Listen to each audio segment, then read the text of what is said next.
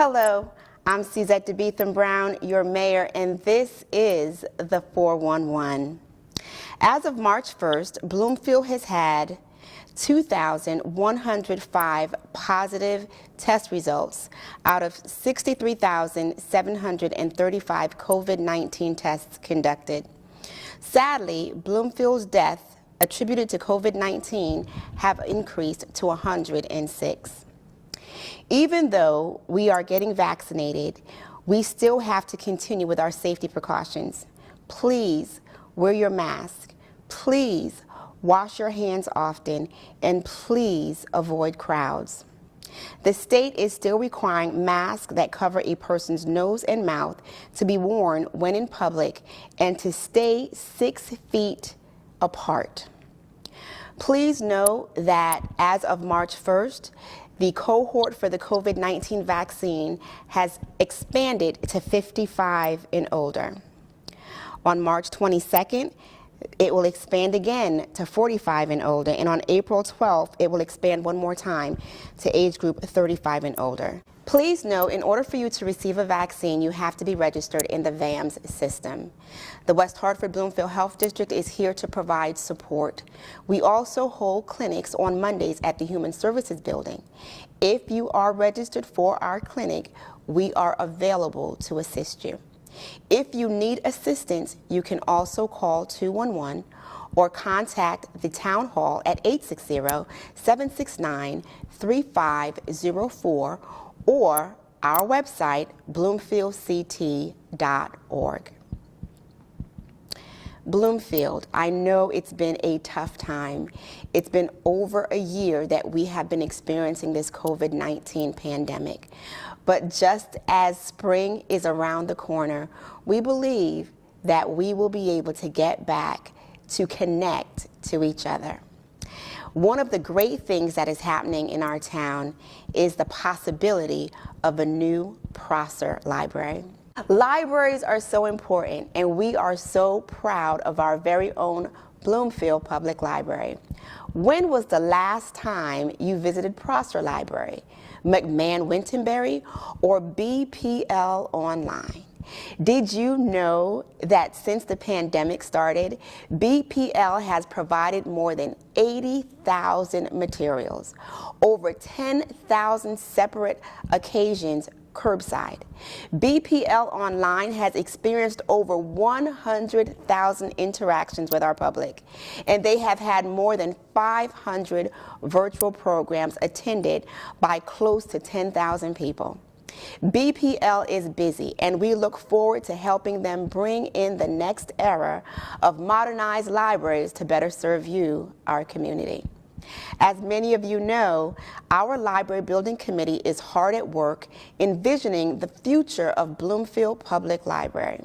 The 16-member committee has met more than 16 times over the past year, and I'm so impressed with the breadth and depth of their work. I would like to thank each and every one of you who have taken the time to fill out the library building survey to help them in their process. To date, more than 1,600 individuals have reported, and I'm so excited. And trust me, the building committee, they are listening. The survey is open until this Friday, March 5th. If you have not yet filled out your survey, please do so by visiting bplct.org or by calling the library at 860-243-9721.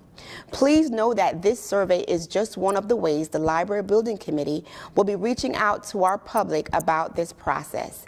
Stay tuned for information sessions this spring and feel free to join in on their meetings. We need your help to create a project that we can all be proud of and that will lead to a successful referendum in November. Your voice and your opinion is so very important, so please engage. We are here, Bloomfield. It's been a tough time, but we will get through this together. Thank you. Hello, my name is Phil Shank. I'm your interim town manager and former town manager from 1922 to I don't know when, but I think it was from 2013 to 2019. I'm glad to be back here, and I wanted to bring you up to date on a few items that I think you might be interested in. As you've probably heard from the mayor, a lot of our operations here at the town hall and throughout our town departments are related to the COVID-19 vaccination program and testing programs and other related activities to COVID. I think the mayor's given you a good overview of activities that are going on and how you can register for your particular vaccination. I think we all are looking forward to springtime, and I think we're all looking forward to hopefully getting vaccinated and being able to have life return to something more normal like we previously experienced.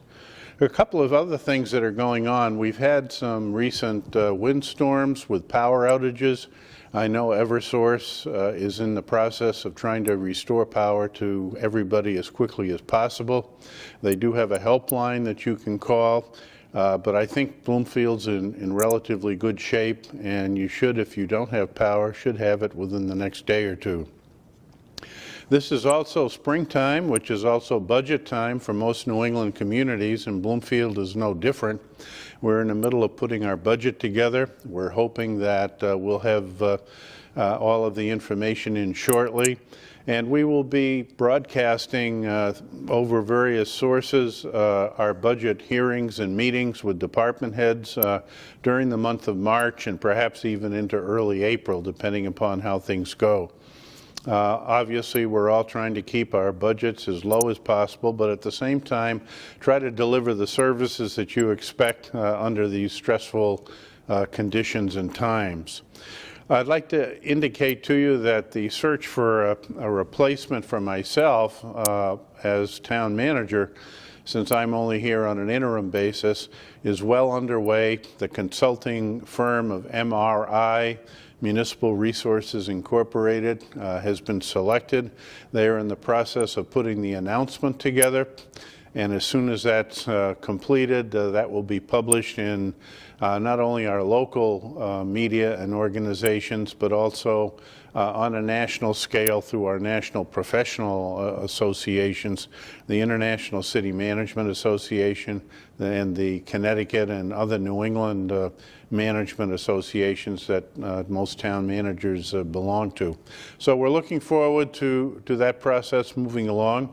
I will say that the town council at their January 25th meeting did extend my agreement, which was originally to end on February 28th through June 30th. So hopefully we'll have somebody in place by the end of our fiscal year, June 30th, and well underway. One other thing I'd like to bring up is that we hope that we will be getting some grant money from the COVID $1.9 trillion package that has passed the House of Representatives in Washington and is now before the Senate. If we do get some of those funds, I'm sure that they will be well received here in Bloomfield. One last item before I close is that many of you may have recognized the building activity that's going on immediately across Bloomfield Avenue from the town hall. That project is a 42-unit rental apartment project that is under construction. It's received all of its approvals and obviously well underway to getting the foundation put in. I anticipate that probably if everything goes well on a scheduling basis, the project should be completed the end of this year, very end of this year, or more likely a year from now in the winter, spring of 2022. I might also indicate that we've had some preliminary requests for another apartment complex. This one would be further down, further south on Bloomfield Avenue on the west side, and it basically goes across from the Heirloom Flats building in Jerome Way, where Jerome Way intersects with Bloomfield Avenue, down to Gab Road. So you may see that starting to appear on some of our boards and commission agendas for review, comment, and possible approval or approval with conditions. Thank you for the opportunity to address you, and I'm sure we'll be back as things progress here in Bloomfield over the next several months.